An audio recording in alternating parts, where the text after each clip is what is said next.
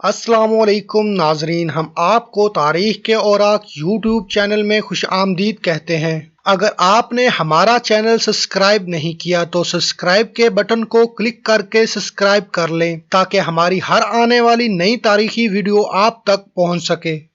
جس طرح کھیلوں کی دنیا میں ہر کچھ عرصہ بعد کھلاڑیوں کی کارکردگی کی درجہ بندی متعلقہ اداروں کی جانب سے جاری ہوتی رہتی ہے، اس طرح دولت کی دنیا میں بھی مختلف تنظیموں کی طرف سے دنیا بھر کے دولت مندوں کے اثاثوں کی درجہ بندی جاری ہوتی رہتی ہے۔ کچھ عرصہ پہلے ایک بین الاقوامی جریدے فوربز نے دنیا کے موجودہ 10 امیر ترین لوگوں کی درجہ بندی کی ایک فہرست جاری کی تھی، جس کے مطابق ایمیزون کے مالک 131 بلین ڈالر کے اثاثوں کے ساتھ دنیا کے امیر ترین شخص قرار پائے ہیں، جبکہ مائکروسافٹ کے مالک بل گیٹس 96.5 بلین ڈالر کے ساتھ دوسرے نمبر پر ہیں۔ تاریخ کا بنظر غیر مطالعہ کرنے پر ایسے لوگوں کا پتہ بھی ملتا ہے جو دور جدید کے ارب پتیوں سے کہیں زیادہ اثاثہ جات کے مالک رہے ہیں۔ مثال کے طور پر لیبیا کے صدر معمر قذافی کے اقتدار کے خاتمے کے بعد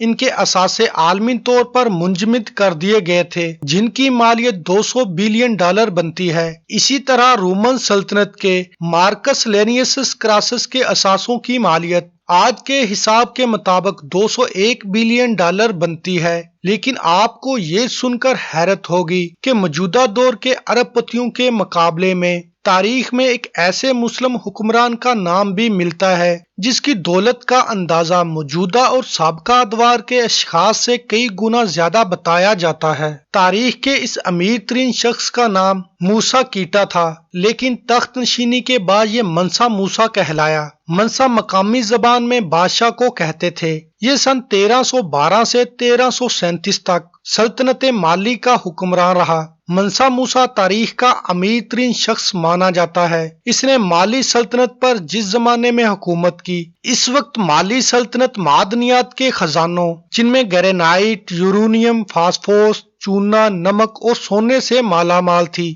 بالخصوص سونے کے ذخائر کثیر تعداد میں پائے جاتے تھے۔ اس کا اندازہ اس بات سے لگایا جا سکتا ہے کہ 14ویں صدی کے اوائل میں سلطنت مالی دنیا میں سونے کی کل ترسیل کے نصف کی مالک تھی۔ یہی وہ وقت تھا جب پوری دنیا میں سونے کی مانگ عروج پر تھی۔ یہاں اس امر کا تذکرہ ضروری ہے۔ منسا موسیٰ کی سلطنت کی حد کسی کو معلوم نہیں تھی۔ اس کا اندازہ یہاں سے لگایا جا سکتا ہے کہ آج کے موریتانیہ، سینیگال، گیمبیا، گنی، برکینا فاسو، مالی، نائجیر، چاڈ اور نائجیریا وغیرہ کے علاقے اس زمانے میں منسا موسیٰ کی سلطنت کا حصہ ہوا کرتے تھے۔ اس زمانے میں ٹمکوٹو مالی کا سب سے بڑا علاقہ تھا جو سلطنت کے شمال میں واقع تھا اور دنیا کے سب سے بڑے صحرا سہارا کے جنوب مغرب میں واقع تھا۔ ٹمبکٹو کی وجہ شہرت زمانہ افریقہ سے ہونے والی سونے کی ساری تجارت تھی اور یہی شہر سونے کی تجارت کا مرکز تھا۔ منسا موسیٰ ایک درویش صفت، نیک اور سخی حکمران کی شہرت رکھتا تھا۔ اس کے عدل و انصاف کے متعدد قصے تاریخ میں درج ہیں۔ منسا موسیٰ کے دور حکومت کا مشہور ترین واقعہ سن 1324 میں اس کا منفرد سفر حج تھا۔ مورخین لکھتے ہیں کہ منسا موسیٰ کی حج کی تیاری کو لگ بھگ 1 سال سے زیادہ کا عرصہ لگا۔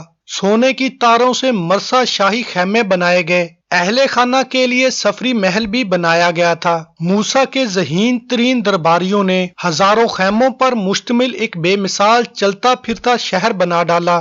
منسا موسیٰ کو سب سے زیادہ شہرت اس سفر حج کی وجہ سے ملی۔ یہ سفر اس قدر پرشکوہ تھا کہ اس کی وجہ سے منسا موسیٰ کی شہرت نہ صرف اسلامی دنیا کے ایک بڑے حصے میں پھیل گئی بلکہ تاجروں کے ذریعے یورپ تک اس کے نام کے چرچے ہونے لگے اور لوگ اس کے قافلے کو دیکھ کر دنگ رہ گئے۔ لوگوں نے دیکھا کہ منسا موسیٰ کے قافلے کے ہمراہ 60,000 افراد تھے، جن میں سے 12,000 اس کے غلام اور پیروکار تھے، جنہوں نے 4 پاؤنڈ سونا اٹھا رکھا تھا۔ بقول ابن خلدون منسا موسیٰ کے قافلے میں اتنے زیادہ لوگ تھے کہ ان کا شمار مشکل ہے۔ منسا موسیٰ جس گھوڑے پر سوار تھے اس کے لیے سوسی لگامیں تیار کی گئی تھیں۔ اس طرح منسا موسیٰ کے آگے 500 افراد کا دستہ تھا جنہوں نے خوبصورت ریشمی لباس زیب تن کیا ہوا تھا اور ہر ایک کے ہاتھ میں سونے کی ایک ایک چھڑی تھی۔ اس کے ساتھ ساتھ اس قافلے میں 80 اونٹوں کا ایک کارواں بھی تھا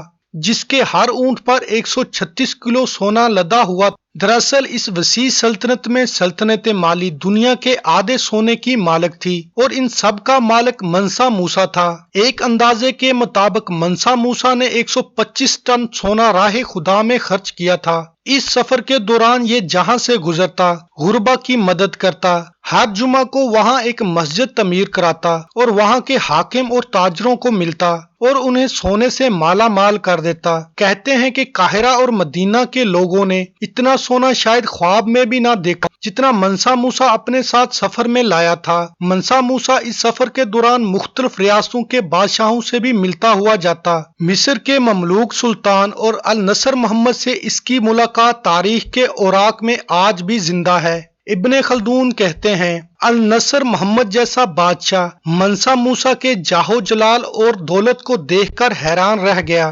اس سفر کے دوران اس نے اس کثرت سے سونا خرچ کیا کہ مصر میں سونے کی قیمتیں کئی برسوں تک گری رہیں۔ اس زمانے میں غالباً مغربی افریقہ کے اس علاقے میں سونے کی کثیر تعداد پائی جاتی تھی۔ منسا موسیٰ اس قدر فراخ دل، سخی اور شاہ خرچ تھا کہ جب مصر سے گزرا تو کہتے ہیں اس نے غریبوں کو اتنے عطیات دیے کہ علاقہ میں افراط زر کی کیفیت ہو گئی۔ منسا موسیٰ مناسک حج سے جب واپس آ رہا تھا تو دربار میں سوال اٹھایا گیا کہ ان علاقوں کی معیشت کیسے بہتر کر سکتا ہوں، کیونکہ میرا ارادہ تو نادار لوگوں کی مدد کرنا تھا، جبکہ میرے علم کے مطابق ان علاقوں کے لوگ معاشی عدم استحکام کا شکار ہو گئے ہیں۔ تاہم باہم مشورے سے اس نے اعلان کیا جو لوگ اسے سونا واپس کرنا چاہیں وہ اسے دگنا قیمت ادا کرنے کو تیار ہے۔ لوگوں نے اس ناقابل یقین پیشکش سے خوب فائدہ اٹھایا اور خیرات اور امداد میں دیا گیا سونا دوبارہ اس کے پاس واپس آ گیا اور لوگوں کی معاشی حالت بھی بہتری کی جانب جانا شروع ہو گئی۔ منسا موسیٰ کے اس سفر کی وجہ سے اس کی دولت اور فیاضی کے چرچے چارسو پھیل گئے،